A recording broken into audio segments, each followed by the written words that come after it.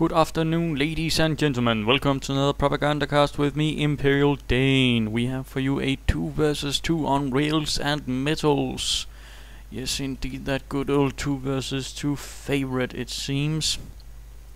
And in the northern half we have ECRelax as the main American commander. Apparently, I do believe these are in fact 2 with the EC frontal tag, which means this is probably the EC company clan. It's in one of the few company of clans I'm aware of that exists out there.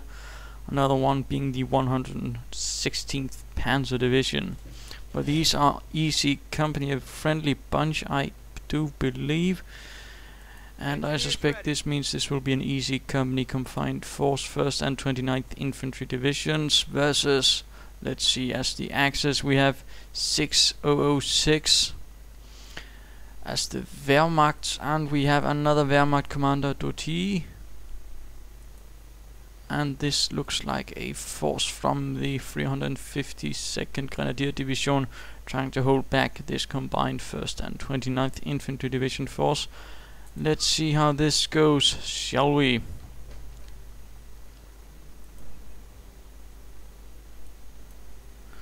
Easy slow start from the Allied and Axis commanders, nothing a lot going on. The interesting bit about this map, I suppose I'll go through the particulars for those that don't know. House here being one of the central positions, building here as well. This tends to be one of the major hotspots of the map, this one less so. This one being particularly good for heavy machine guns. And generally this is the major hotspot, as mentioned, this being a map on a somewhat bombed railroad junction. It seems not unusual, as the Americans and British before Normandy decided to blow up all the trains, stations and railroads to prohibit German movement, which of course it did, but it did also afterwards have the unfortunate consequence for the Americans. They had a lot of trouble of getting their equipment out of Normandy, which did delay them a lot afterwards. Wehrmacht quarters up for the Wehrmacht commanders of the 352nd Grenadier Division. Barracks up for the American, and weapon support center. This is a bit of an odd choice for some, but some American commanders will go for this, where one goes for the weapon support center. If he can't get it up in a decent position, he'll be alright, but it means that ECZygor will have to act as the main force, while Relax runs around providing backup fire and generally tries to support and hold the line. But if either player finds themselves split up, it can easily mean the defeat of the other one, since one will only be able to actually do any major support. Pioneers securing the central house, preventing any machine guns from securing it. MG42 team moving up, probably going to take that building, in fact, and knock this sector down. While at the same time the Americans does this in the exact opposite building, a farm building from the look of it, putting in the Browning 30 caliber heavy machine gun. Another MG42 going up. It looks like both Wehrmacht commanders are going up for an MG42 start. Grenadiers following up on 606s. MG42 riflemen's running ahead, going to do a bit of harassment, but are going to find themselves under attack from Grenadiers, who are using the bushes for light cover. Excellent, although no, they shouldn't be moving around. They had excellent cover, but moving around does mean less accuracy, and riflemen having decapped the point are moving away out of the range of the Grenadiers. Further fighting in the eastern half. Engineers forced to retreat, and mines going down on the central victory point. Not a bad move.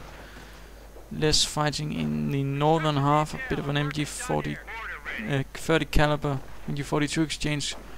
Engineers not surviving. Pioneers moving ahead, going to find the 30 cal waiting for them, and suppressing the Pioneers, forcing most likely a retreat or just moving out of the range. Minor fighting going on here. Riflemen well using the stone walls, heavy cover for excellent usage against the MG42, since in heavy cover machine gun fire does less damage and less suppression, meaning a rifle team can actually do quite well against a heavy machine gun building in these cases.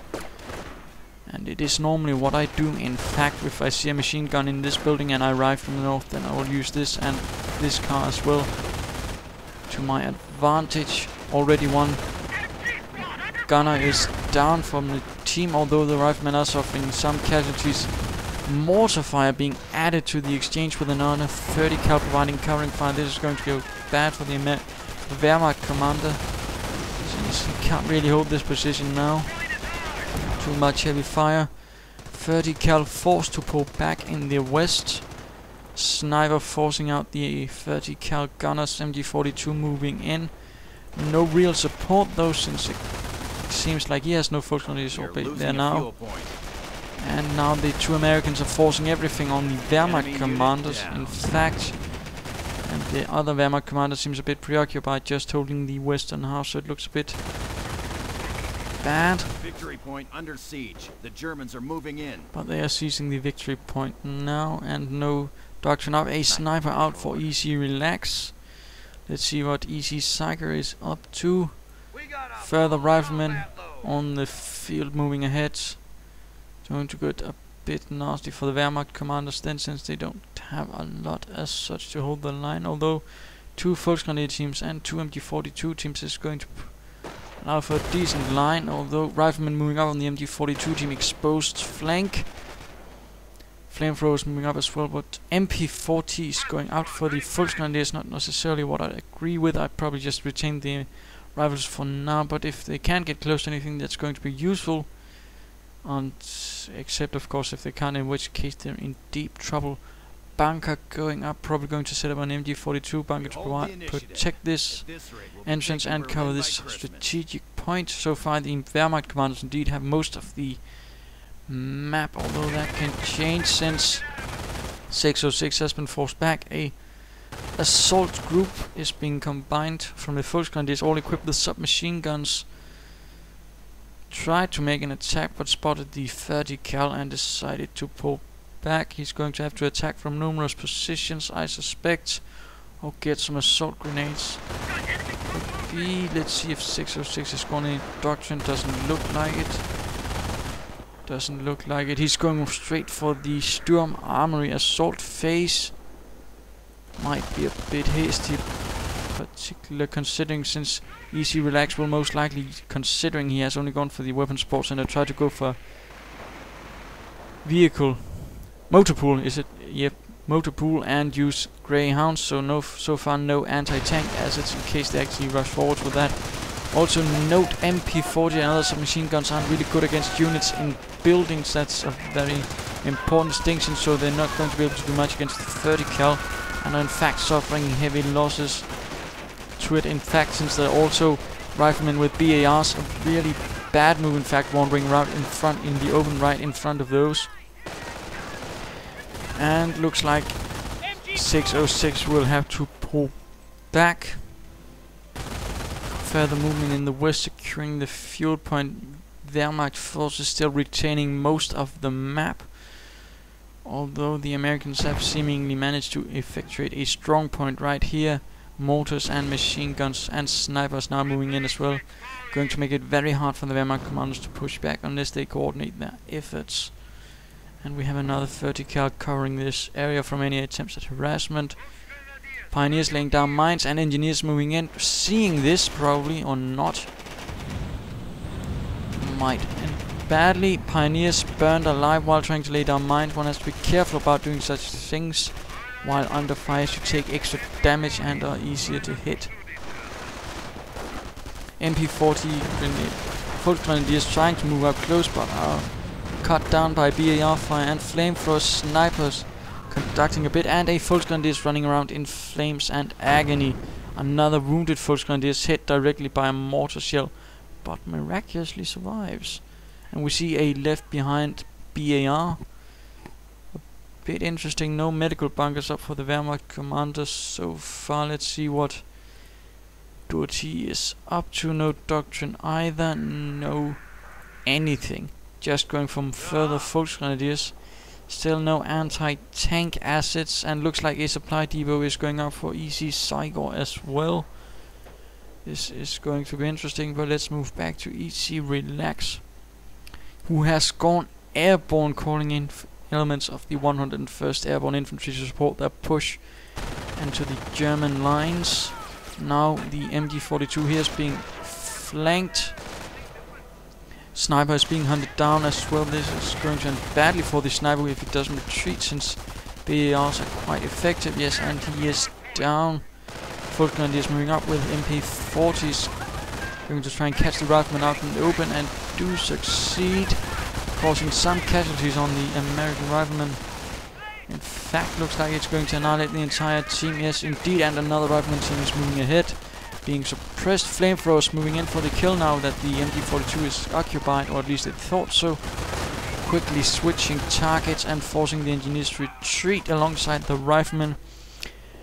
Airborne being dropped in to support the support weaponry, and this is another common tactic by those that go for the weapon support centers. They'll go for the airborne doctrine and just use airborne as infantry, in particular since the airborne can be dropped in anywhere and provide some minor anti-tank. And it looks like 606 has gone directly for a Panzer command. That's certainly risky, and it certainly has kept his Volksgrenadiers without much support. And we see a Kampfkraft sensor, yet still no anything beyond the wehrmacht quarters for doteee. Not really recommendable. I'd certainly at least get him a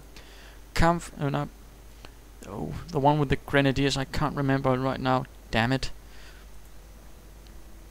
Krieg Barracks, there we go, Krieg Barracks. But he has not decided for it, and a huge horde of MP40 equipped Volksgrenadiers again. Quite nice if you can get it close. Thing is, you need to get it close, and if you can't, you're going to suffer a lot of casualties, since they won't be able to put down any suppressive fire or any support fire. That's a bit the risk of it all. Volksgrenadiers with 2 BARs.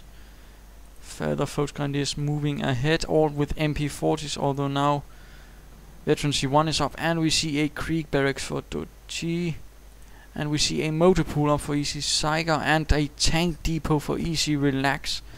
Certainly going to get dangerous for the wehrmacht, since they do not have any anti-tank except the Panzerfaust the Volksgrenadiers can provide, and MG42 knocked out of the building by mortar fire. And we see a large assault force with plenty of riflemen with light machine guns and flamethrowers, equipped engineers moving in. Pioneers with numerous minesweepers seems a bit excessive, moving up on the eastern flank. Looks like we're going to have quite the clash. Volksgrenadiers trying to take on the airborne, but are now taking combined MG and sniper fire, compelling a retreat, leaving behind 2 wounded Volksgrenadiers. No, wait, one of them was an airborne. Further Volksgrenadiers with MP40s moving in, but again getting suppressed. And now snipers moving in as well. They actually don't have anything to really deal with snipers. And we see an Ostwind moving in. And Ostwind, this would, at least as far as I'm concerned, put them in the rather atypical, right, let's get something that deals with infantry without pondering deeper about the roles. The Ostwind Flak Panzer, while nice, isn't really a main tank, it's more of a support tank. And you really shouldn't send those in unsupported, in particular if someone, say, ECRelax gets an M10 tank destroyer, if you've gotten a Sherman as well. Looks like this front is going to collapse completely.